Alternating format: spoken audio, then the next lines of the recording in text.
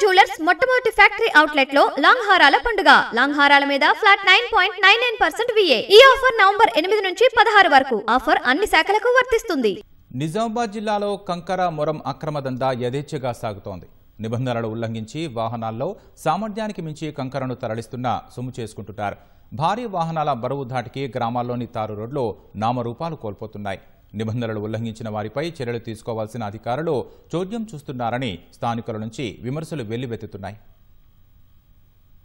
నిజామాబాద్ జిల్లాలో కొందరు అనుమతుల పేరుతో సామర్థ్యానికి మించి కంకర, మట్టిని వాహనాల్లో అక్రమంగా తరలిస్తూ జేబులు నింపుకుంటున్నారు. వాహనాల అధిక బరువు ధాటికి తారు రోడ్లు నామరూపాలు లేకుండా పోతున్నాయి. ప్రజలు మాత్రం గుంతల రోడ్లలో దుమ్ము, ధూళి అవస్థల మధ్య రాకపోకలు సాగిస్తున్నారు. వాస్తవానికి క్వారీలు, గనుల ప్రభావిత ప్రాంతాల్లోని రహదారులు, తాగునీరు, ఇతర సౌకర్యాలకు ప్రత్యేక నిధులు కేటాయించాలి. అధికారులు అందుకు విరుద్ధంగా నేతల అండదండలతో ఇష్టానుసారంగా ఇక్కడి నిధులను ఇతర ప్రాంతాలకు కేటాయిస్తున్నారు. దీంతో స్థానికులకు ఇబ్బందులు తప్పడం లేదు.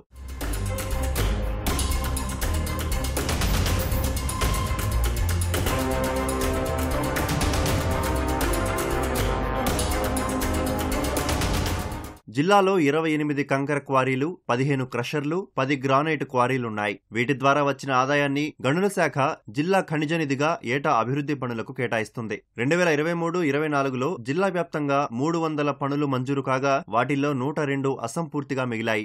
గత 2 ఏళ్లలో 21 కోట్లకు పైగా జిల్లా ఖనిజ నిధులను వివిధ పనులకు వెచ్చించినట్లు అధికారులు చెబుతున్నారు. దీంతో క్వారీలు, గనుల ప్రభావిత ప్రాంతాల్లో మౌలిక సదుపాయాలు లేక రహదారులు ఓవర్లోడు కారణంగా అధ్వానంగా మారాయి. ఖానాపూర్, కాలూర్, ధర్పల్లి, జక్రాన్పల్లి, డిచ్పల్లి మండలాల్లోని పలు గ్రామాల రోడ్లు నామరూపాలు కోల్పోయాయని స్థానికులు వాపోతున్నారు.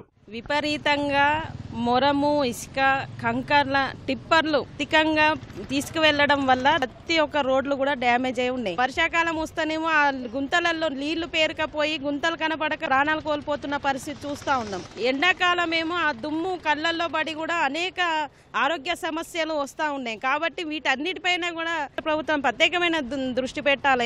ఏవీ లోడు బాగా తీసుకువెళ్ళుట్లా రోడ్లు బాగా డ్యామేజ్ అవుతున్నాయి. అవిట్లని ఎవరు ఆపేవాళ్ళు లేరు. బాగా బండ్లు మాత్రం ఖరాబ్ అవుతున్నాయి. వర్షం వచ్చిందంటే అసలు ఇటు రావాలంటే భయం అనిపిస్తుంది. నెలలో ఒక 20-30 మంది పడతారు. దయచేసి గవర్నమెంట్ ఎట్లా పట్టించుకొని కంకర్లు గానీ, ఉష్కే గానీ, మొరము గానీ ఈ వెహికల్స్ రాకుండా వేస్తే తగ్గుతుంది. తెలంగాణ ఉష్క టిప్పాలు, లారీలు అని నడుచుట రోడ్ అంతా ఖతం అయిపోయింది. గవర్నమెంట్ రోడ్ మరమ్మతు లేదు. ఎన్ని టన్నుల కంకర లోడ్ చేస్తున్నారో క్వారీల వద్ద వే బ్రిడ్జిలో తూకం వేయాలి. అందుకు అనుగుణంగా వే బిల్లు, పర్మిట్లు, రాయల్టీకి కొంత డబ్బును నిర్వాహకులు గనుల శాఖకు చెల్లించాలి. అయితే జిల్లాలో ఏ కంకర క్వారీ వద్ద సొంత వే బ్రిడ్జిలు కనిపించని పరిస్థితి నెలకొంది. అనుమతుల పేరుతో ఇష్టారాజ్యంగా రోజుల తరబడి క్వారీలను తవ్వేస్తూ అక్రమ సంపాదనకు అలవాటు పడ్డారు. అక్రమార్కులు ప్రభుత్వ పనులు, ఇందిరమ్మ ఇళ్ల పేరుతో మొరం, ఇసుకను ప్రైవేటుగా విక్రయిస్తూ జేబులు నింపుకుంటున్నారు. అక్రమంగా మట్టి, కంకర తరలిస్తున్న భారీ వాహనాలను గుర్తించి చర్యలు తీసుకోవాలని స్థానికులు కోరుతున్నారు. దెబ్బతిన్న రోడ్లకు వెంటనే మరమ్మతులు చేపట్టాలని డిమాండ్ చేస్తున్నారు. కాలూరు శివార్లో ఉన్న రైస్ మిల్లకు నిజామాబాద్ డిస్టిక్ మొత్తం నుంచి వడ్ల లారీలు వస్తూ పోతూ ఉంటాయి. వాటన్నిటి వల్ల రోడ్లు విపరీతంగా ధ్వంసమైపోయినాయి.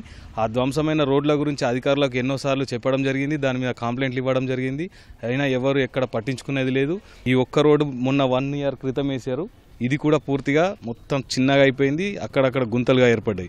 ఈ వర్షాకాలం వల్ల ఆ వర్షం నీరు కూడా ఆ గుంతలలో నీరు నిల్వ ఉండి దానివల్ల ఐగ్ల మీద వచ్చిపోయే వాళ్లకు విపరీతమైన యాక్సిడెంట్లు అవుతున్నాయి.